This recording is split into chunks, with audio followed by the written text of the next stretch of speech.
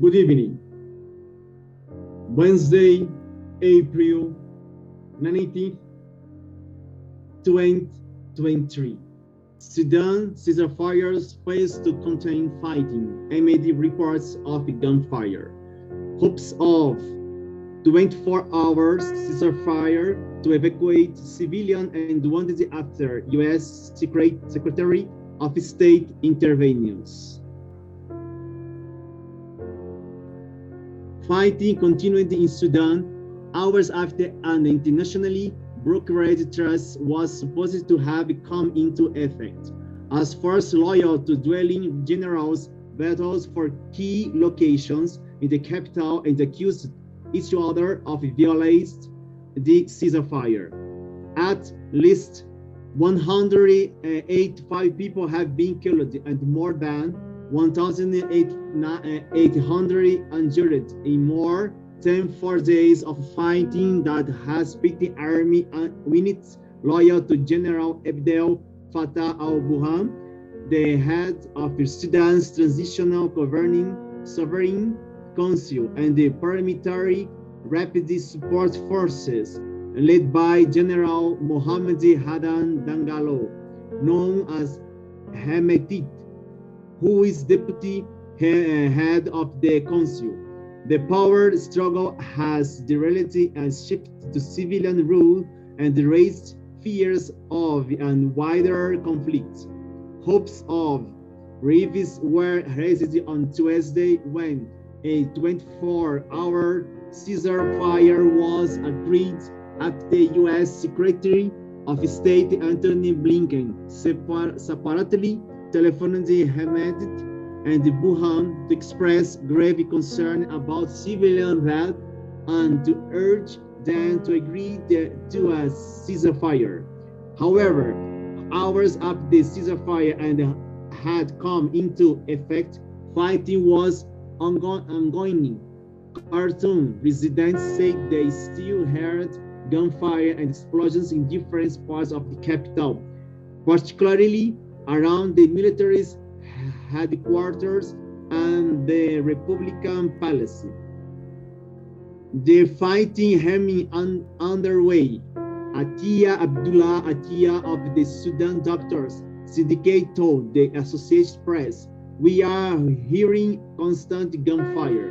It comes as a major aid organization says it is nearly impossible to provide humanitarian service in the Sudanese capital. The truth is that at the moment it is almost impossible to provide any humanitarian services in the around Khartoum," said Farid Anwar, the International Federation of the Red Cross and the Red Crescent Societies, head of the delegation for Sudan. There are calls from various organizations and the people trapped asking for evacuation. Days of street battles have deprived much of Khartoum of the basic services, cutting of supplies of food and medicine, and trapping thousands of students in schools and colleges. The death toll is thought to be considerably higher than the 185 estimated by the United Nations, with reports of many bodies lying in the street. Gunfire echoed across the capital on Tuesday, accompanied by the almost continuous sound of warplanes and explosions. Residents of the neighboring cities of Omdurman and Bari also reported airstrikes that shook buildings and anti-aircraft fire. Witnesses described the heavy fighting in the other parts of Sudan. Hospitals have been caught in the crossfires as warring factions fight for control of the capital.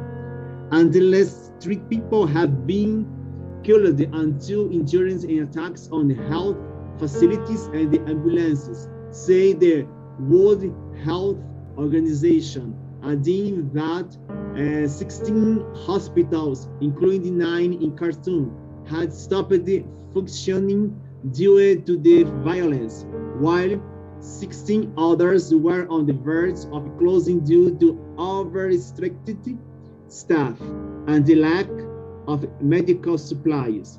There is grave concern following reports of military strikes against health facilities, hijacking of ambulance while patients and the paramedics are in the looting of health facilities and the occupation of health facilities by military forces.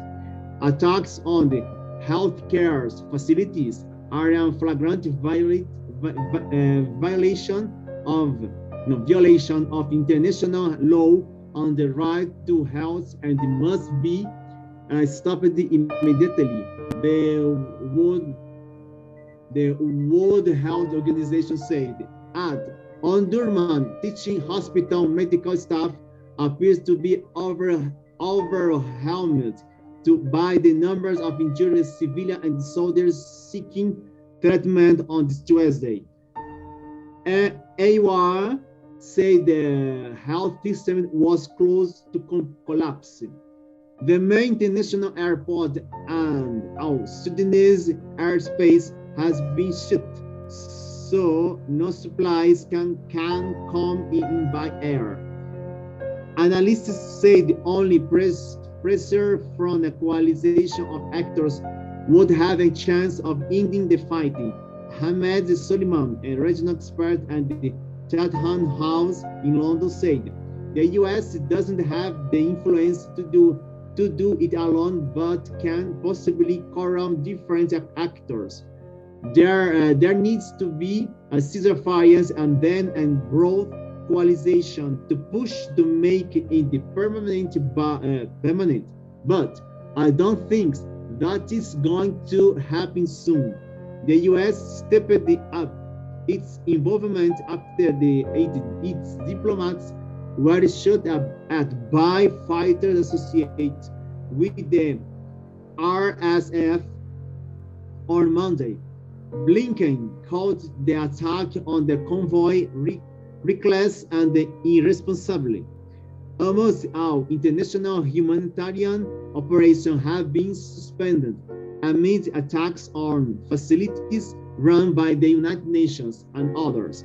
Warehouses and the offices have been looted or caught in the crossfires, and in the Khartoum aid workers were not able to access stores to deliver vital medical supplies to hospitals.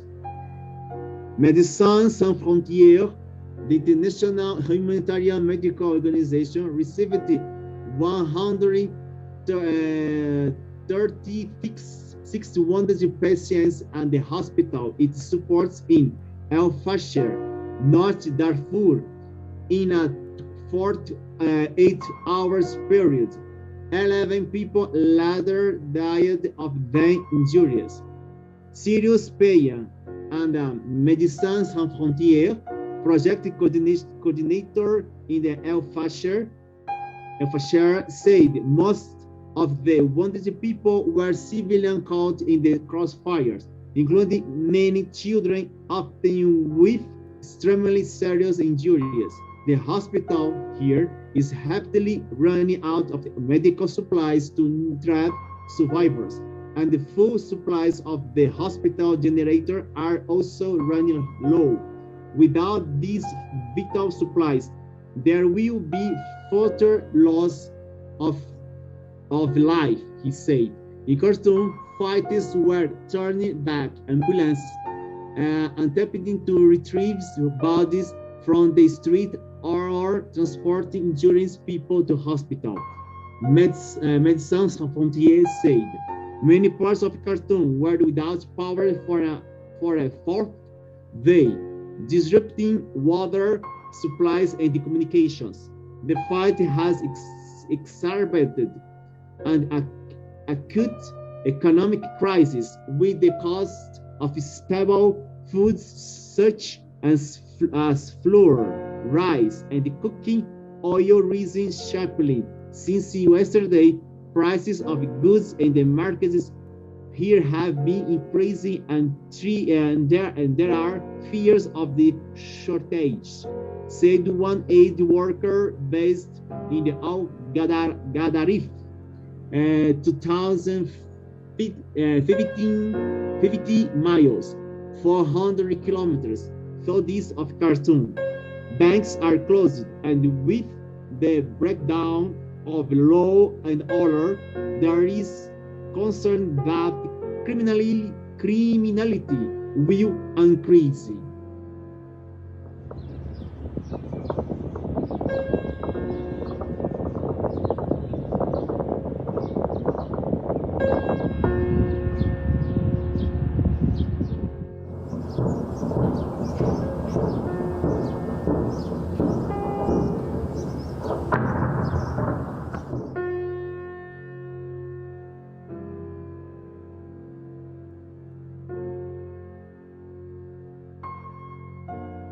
We have been inside for the past 4 days. My brother occasionally would take a walk outside. Until today, we were starting to run out of some essentials, so he had to go restock. You can hear the clashing noise, and you're wondering if he's gonna come back. Was it worth it? People's houses have been damaged. The infrastructure has been damaged even more now, and we barely even had an infrastructure to begin with.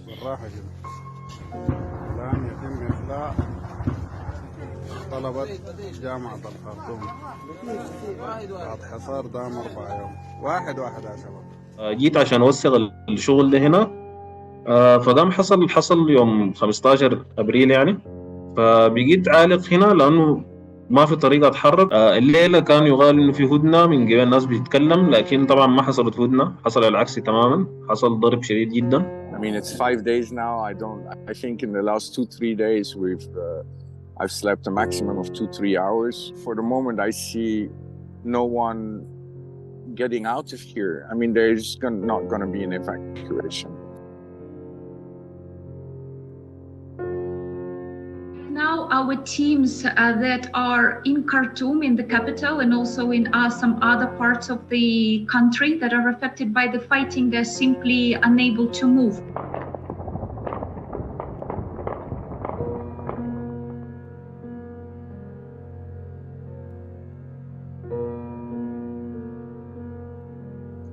It's very sad to watch the news about the Sudan.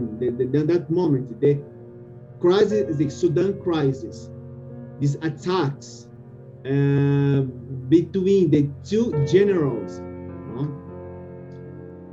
Sudan is the poor country in Africa or in the world. The people died every day, without food, without water. They have anything, nothing. It's very sad. And now with these attacks in Khartoum, the attacks, the militaries, this is a civil war. The situation is tragic. That moment in Sudan. It's interesting that the international community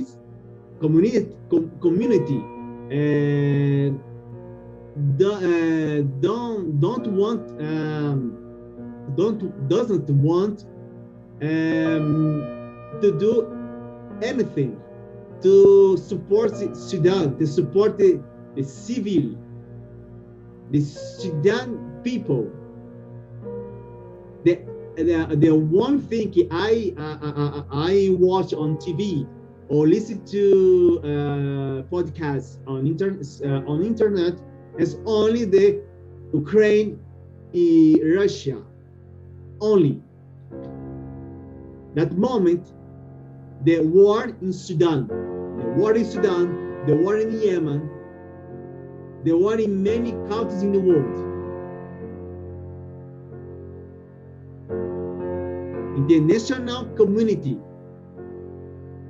you have the great responsibility to help the Sudan people.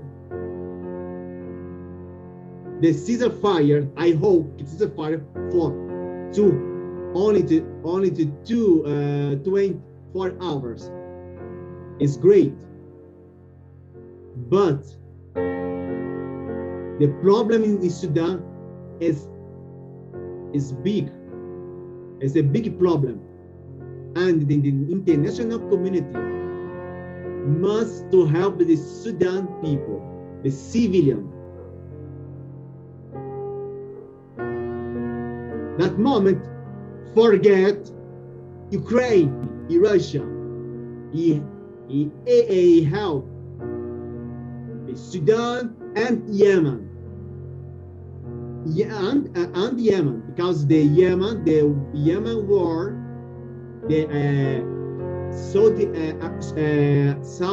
Arabia, Iran, and USA, in Yemen. Yemen is this terrible situation in Yemen. No? Please, the international community, help for the two countries, Sudan and Yemen. The civil war in the two countries.